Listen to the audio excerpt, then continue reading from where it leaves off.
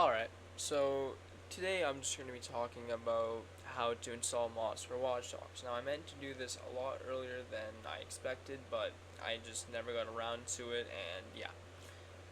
So today I'm just going to go over the very basic forms of modding and basically just what you will be doing for just an average mod. Alright? Um, I first of all, I highly do suggest joining the Watch Dogs Modding Discord server, and I will be leaving a link to that in the description. The reason why I say that is because there's going to be a lot more useful tutorials in there. There's a lot of helpful modders that have helped me and many others to actually, mod the game.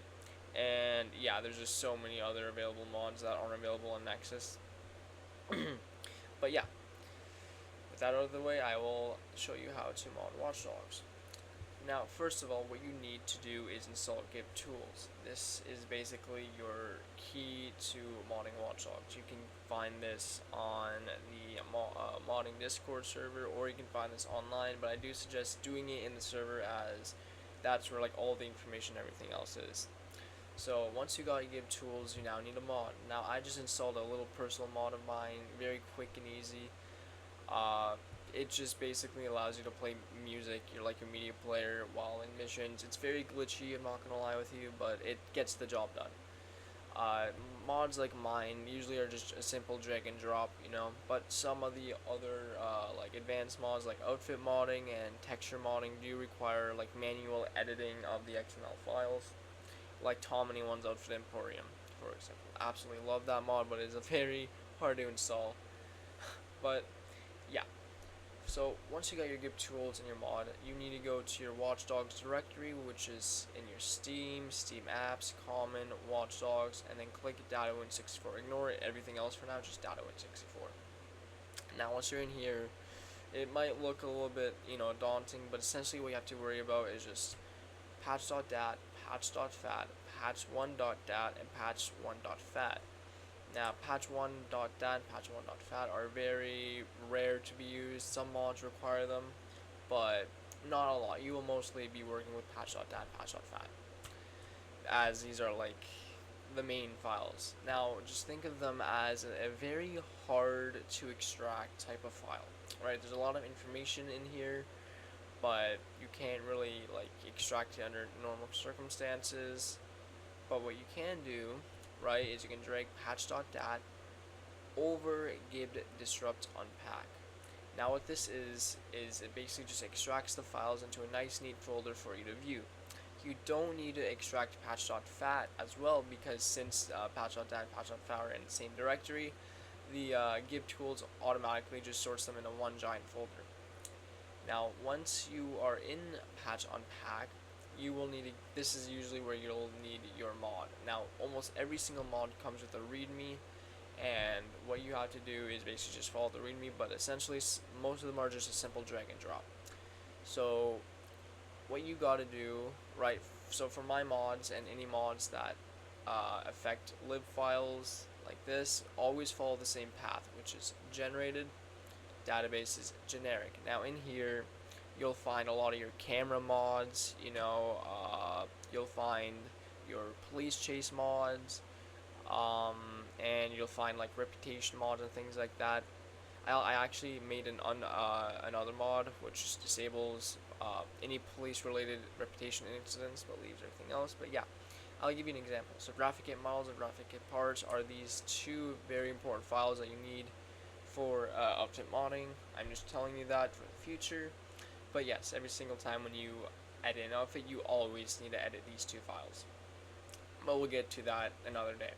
For now, what you have to do is just go into your mod, which is mine, for example, and you gotta follow the path. Generated database is generic, and as you can see, there's a lib file called tilebobject.lib. Now, you don't really need to do anything. You just need to drag it over, move to generic, and replace. It will be 99 times out of 100. It will be asked to replace a file, and you always say yes.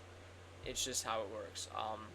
But yeah, don't be afraid to replace it. So just click replace, and depending on the mod, you might also need to go into another pathway. For example, if you're doing like an audio mod, you go to sound binary. If you're doing a UI mod, you go to UI, for example. But yeah, since my mod's pretty small, that's basically it. That's all you have to do is just drag and drop that one simple file. Now what you have to do now is, since it's successfully planted, you just go back to Data164 and you drag patch unpack over gib disrupt pack. Now what this does is um, it recompiles the zip folder, a zip file into, patch.fat again. Also, ignore this duplicate right here. I don't know what it means. It usually causes no harm. It just happened to me because I installed a few other mods, and I guess I did it a little bit wrong, but you don't have to worry about that unless it poses a problem. But now you're left here with patch.dat, patch.fat, patch unpack.dat, and patch unpack.fat. Now, what I always suggest doing is make a backup of your original patch.fat files, as gibtools just makes a copy, right? It just copies the file, and since I already had it installed previously, it's the same. But yeah, I suggest just renaming it to like a gpatch or something so the game doesn't read it. Now, what you have to do now is just you just rename patch.unpack.dat and patch.unpack.fat to just patch.dat. Alright, that's really all you have to do.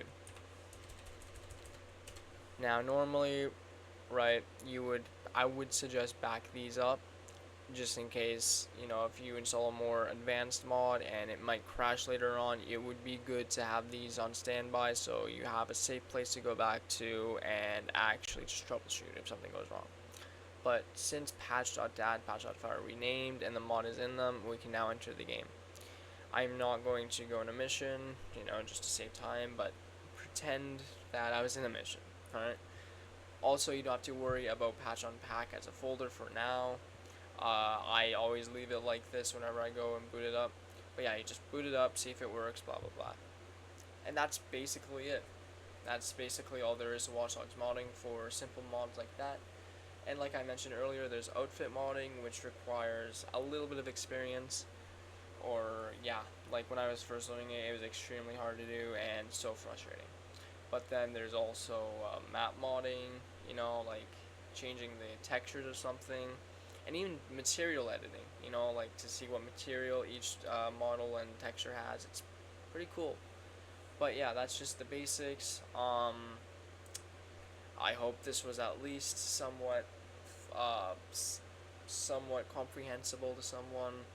I know there's not a lot of Watch Dogs modding tutorials out there that are from this day and age. They're all like from 2018, something like that. But yeah, that's basically it. I will go over one simple thing though. Sometimes someone will release a merge, which basically just means a mod pack. Someone will release their own mod pack, and it always includes Living City, these two add-ons, which is one of the most popular mods, patch.dat, patch.fat, patch1.dat, patch1.dat. And when you install a merge, you essentially are just replacing these files as a whole, so you actually don't need gibtools. So if you don't really want to get into the hassle of doing all this, you just want to get like a merge with all mods installed already, you can do that. It's on Nexus and somewhere even in the Watch Dogs modding Discord. Like I said, I hope this was somewhat comprehensible, and I do hope to be back again to talk about Watch Dogs modding. And my next tutorial will most likely be on outfit modding, and I will probably make a video on how to install Tom's Emporium, since I know a lot of people were confused about that. Like I said, I hope you enjoyed, and I hope this worked.